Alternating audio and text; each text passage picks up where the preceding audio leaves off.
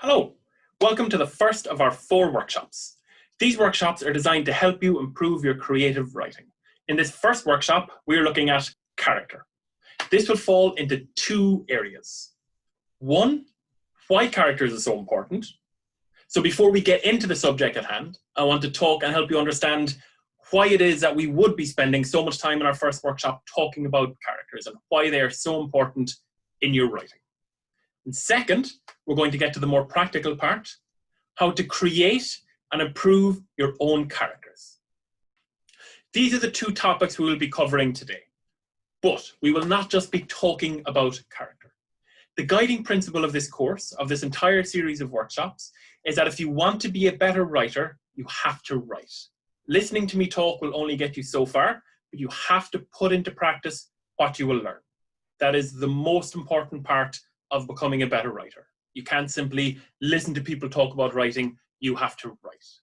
This workshop will provide you with some tools to be a better writer, but it's like if you wanted to become a carpenter, you could go to the DIY store, buy yourself hammer, saw, nails, whatever else a carpenter uses, and you bring them home and that's great, you've got the tools, but you're not a carpenter until you actually start hitting your nails and thumb with the hammer. And this is exactly the same. So, for the workshop, you will need pen and paper, or simply keyboard and a blank Word document, and a timer. Okay, so I'm going to pause the workshop every now and then to give you timed exercises. So the timer on your laptop, tablet, or phone will be fine. But if you don't have these, then I want you to pause and get them and come back. Okay, so pause the workshop. I'll be here when you come back.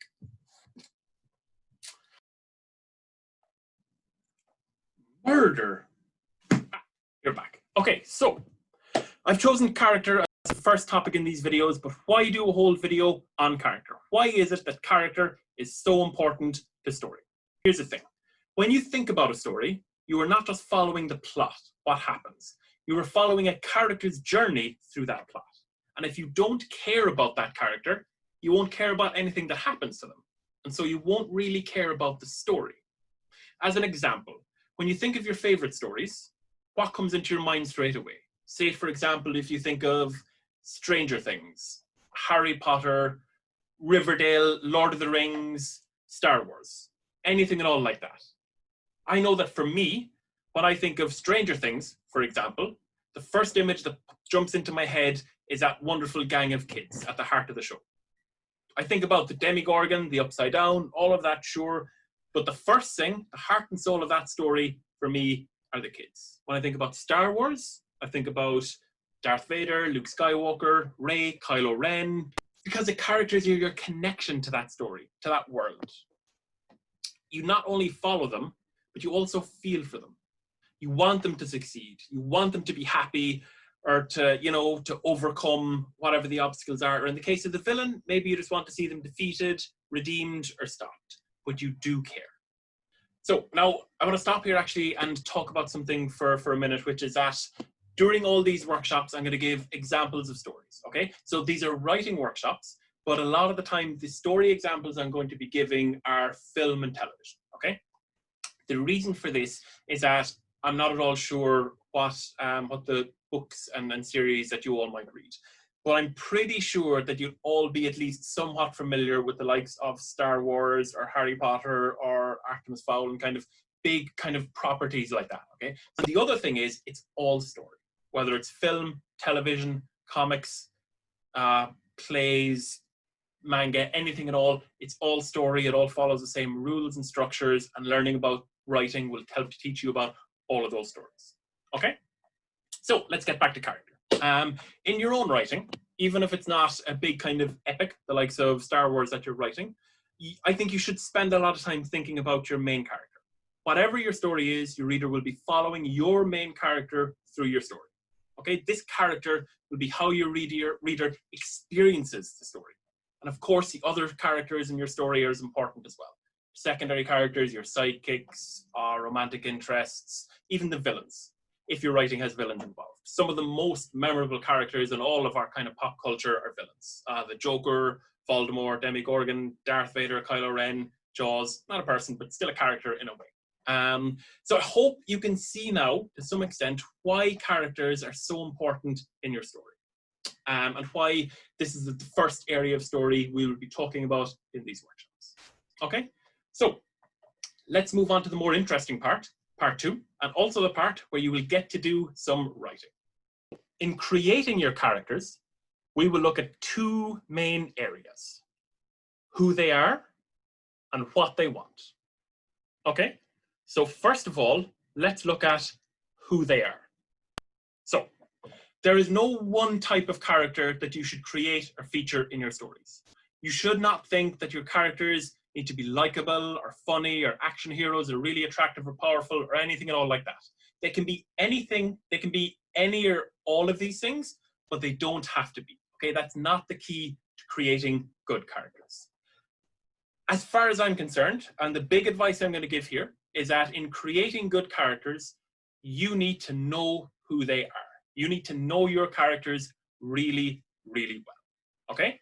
So if you think about your favorite characters, whoever they may be, you would probably be able to tell me a lot about them, where they came from, what they like, dislike, what they want, who they're friends with, all these things. You know, you would probably be able to list and tell me a huge amount about your favorite characters. And that is key to writing a good character, to knowing them really well. Instead of just kind of making them up as you go along, think hard about who your character is, so that when something happens in your story, you already know what your character will do. Your character will then be consistent, realistic, and convincing to the reader. They will feel lifelike and relatable. And that's one of the keys to a great character. Okay? The best way, I think, to understand this is by trying it out. So let's give an example, okay? Let's create a character. So I'm going to come up with a story idea, and then we're going to create characters for this story, okay? So the story idea isn't the important part. The characters that we're going to create to fill out this world are what we're looking at here, okay? So the story idea is this, all right? It's going to be a short story. So our main character, Amy, she arrives at school one day, thinks it's an ordinary day at school, but she discovers that there's Gardaí all over the school, okay? And they're questioning everyone. They're questioning her class, the teachers, everyone. And what she discovers is that last night, one of her classmates went missing, and no one has any idea what's going on or what. Okay. Now, what you could do here is think, wow, the guards are investigating. It's going to be a cool mystery. It's going to be really interesting. You know, the interesting parts of the story are the mystery of what happened to the classmate, how Amy will discover this, if she discovers this, what's really going on. So, okay, I'll just quickly come up with Amy and then get to the good stuff. You know, Amy is, I don't know, she's short, dark hair, blue eyes, she's kind of a quiet, shy girl. Great, let's get to school and see what happens. But I want to kind of turn that on its head. I want you to stop and start your story by really getting into Amy, by turning her into a real interesting character, okay? Someone that hopefully our readers will want to follow, will care about. This is our first exercise. I want you to figure out certain things about Amy, okay? Nothing got to do with the story yet, but just about our main character, Amy. So, I want you to pause this workshop and write down answers to everything on this list about Amy, okay? Go through the list, write down your answers for all of these things, okay? So pause the video for 5 minutes and come back to me. In love with his stepsister. Okay. So now you should have a pretty good starting point for Amy, okay? She should begin to maybe take shape in your mind and you'll begin to know her a little bit, okay? So for example, if you decided that she has 2 brothers, but she doesn't get on well with them, you might think that she probably spends a lot of time in her room at home, okay? To avoid her brothers. The music she likes is classical music, so maybe she wants to play the violin, but she's never been able to afford the lessons or even been able to afford a violin, okay? So these are things that you can kind of begin to grow the character and get to know her. That was my cat. Grow the character and get to know her even better, okay? So pause here for 5 minutes and write another couple of paragraphs about Amy, okay? Just a couple of paragraphs telling me a little bit more about her. Okay, so 5 minutes. This is getting very interesting. So, now that you know all that about Amy, do you feel like you know her better? Do you feel like you maybe know who she is? Hopefully you will, okay? As an example, this is what my character of Amy looks like.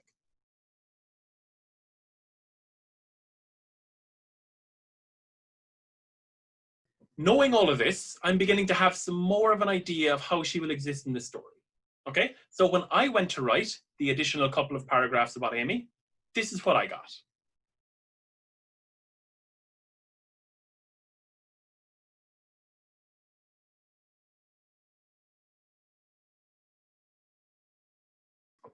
So now Amy has come alive for me, and I feel like I really do know her.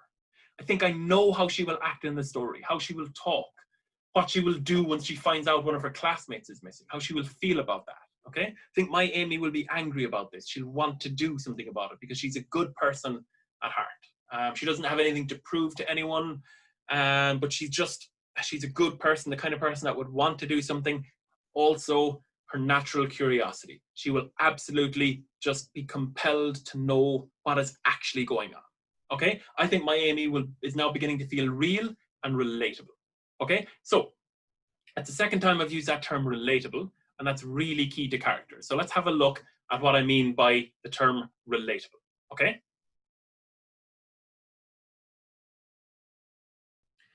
to relate to a character is to see yourself in that character in some way, to think that could be me, or even just to think I have felt like that, gone through something like that, I've been tested like that. I can identify with that character in some way, shape, or form. So this is what we were talking about with relatability, okay? And there's another term called an everyman character, okay? So a character that has some element that we can identify with, kind of an ordinary, everyday kind of person, okay? So that when they go on their journey, however magical or super that journey turns out to be, we can still identify, still relate to them, okay? And this is a really interesting point. This is why even in a lot of kind of stories that have supernatural, wizarding, or superhero characters, these characters start off as normal people.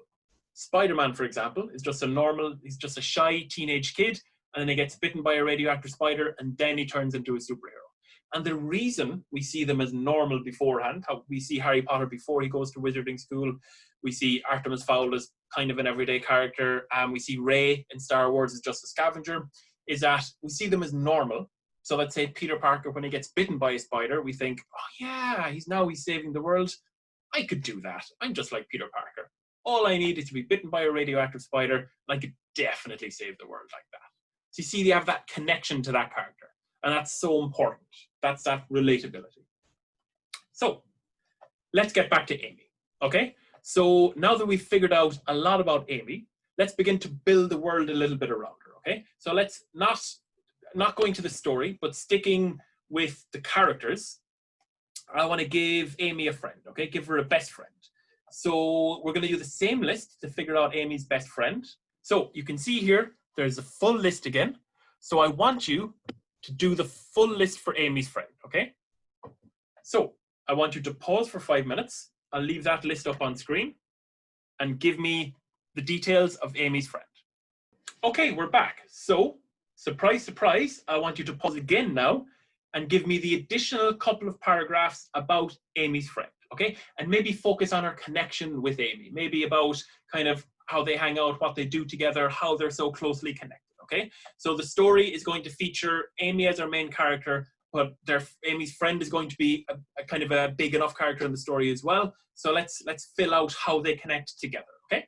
So take 5 minutes and give me those paragraphs on Amy's friend as well. Vicar? Oh.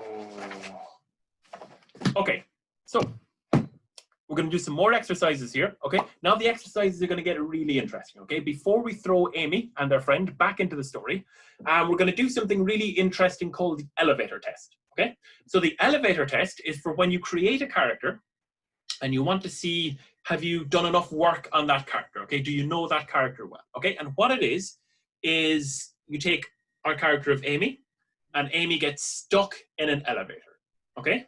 And I want you to write out what happens. How would she react? What does she do and feel when she gets stuck in an elevator, okay?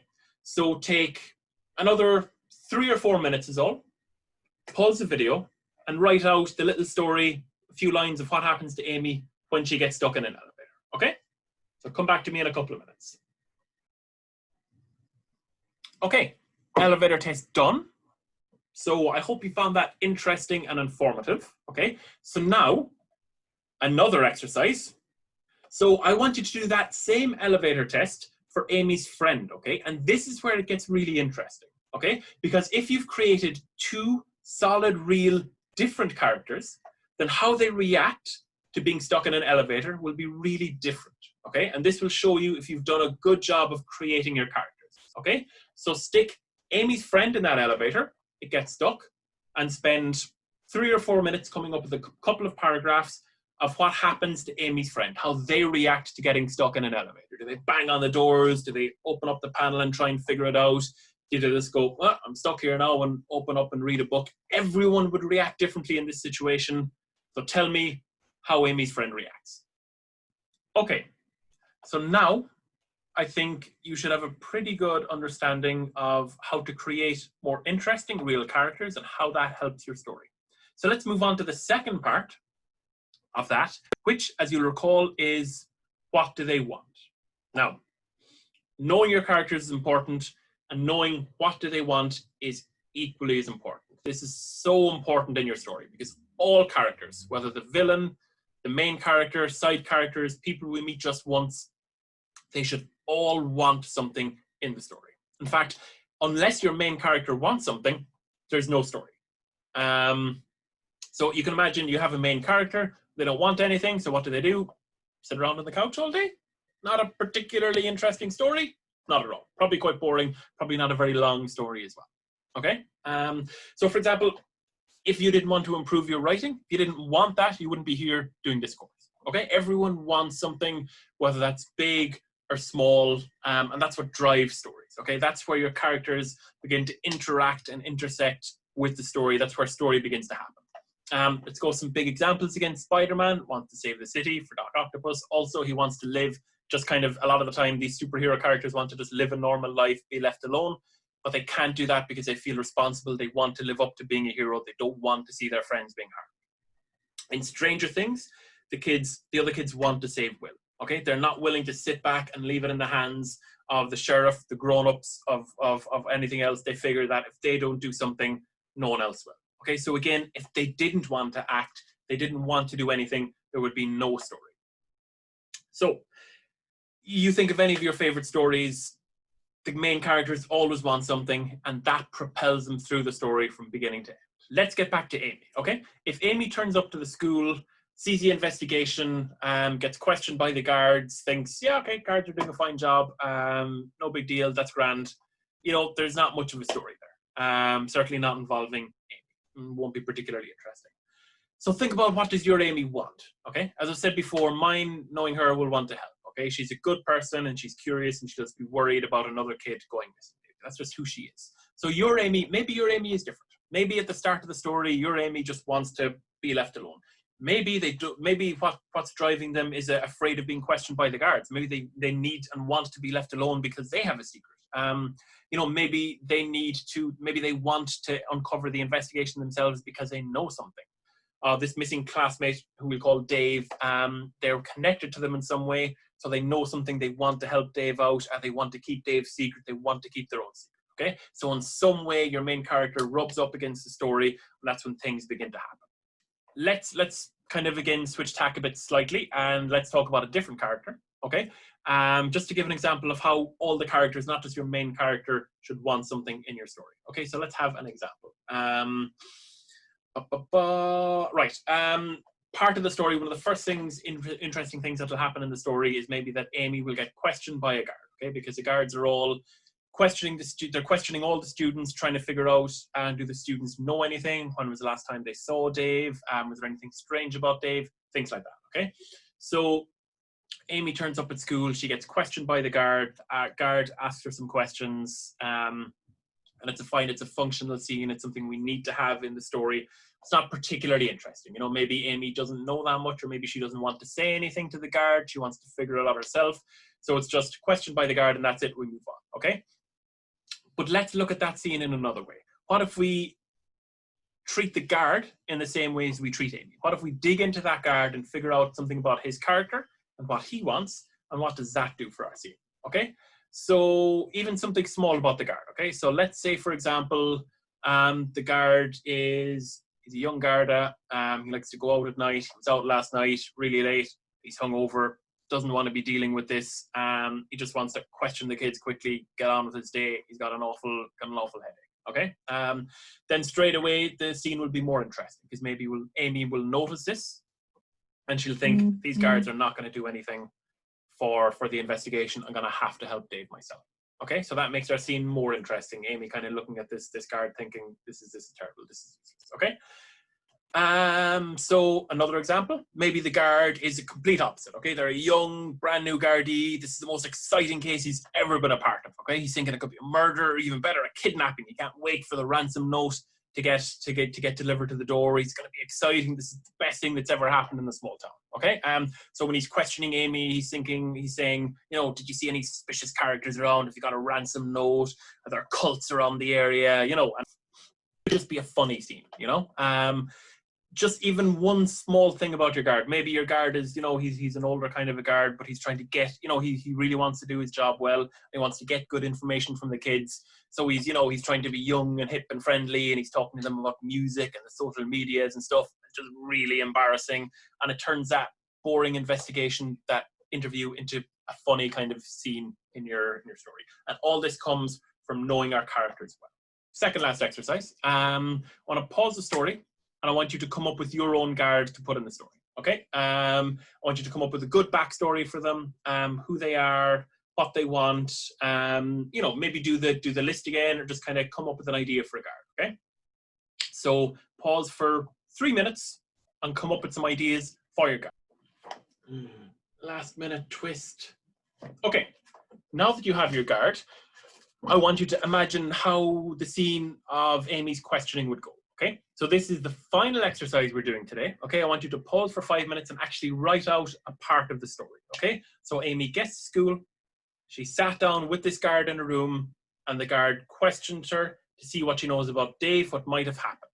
Okay, so pause for just 5 minutes, write out a couple paragraphs, 1 page about that scene. Okay, so this scene can be dramatic, funny, weird, whatever you want. I am, in all these workshops, I'm never going to tell you what kind of story you should write. Okay, I'm just here to try and help you write the best story possible. Okay, if you want to write a story where Dave has been kidnapped by aliens, brilliant, go nuts. I'm just going to try and help you write the best alien kidnapping Dave story that you can do. Okay, so 5 minutes, write out that paragraph, and then we'll come to the end of the workshop. The butler, I knew it. I didn't know it. Okay, so that wraps up our first workshop. I hope you found that interesting and helpful for you in your own writing. So in the next workshop, we'll be talking about conflict. But for now, I'm going to leave you with an assignment, okay? Something to write in between these workshops, okay? So I hope, again, you'll take the time to do the assignment. Because again, no matter how long you listen to me talk for, I'm sure you're sick of hearing me talk today, none of it is any good unless you do the writing yourself, okay? There is no way in the world of becoming a better writer unless you write.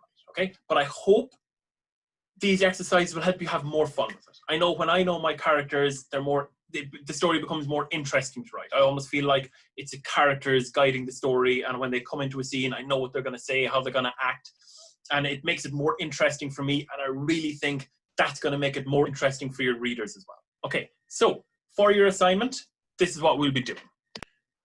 First of all, I want you to come up with a new character, okay? So any type of character that you want, but I want you to write out the list we did earlier for them, okay? What do you know about them? So again, hobbies, interests, who they live with, all right? Try to get to know your character really well. Then, for the second part, I want you to come up with another character.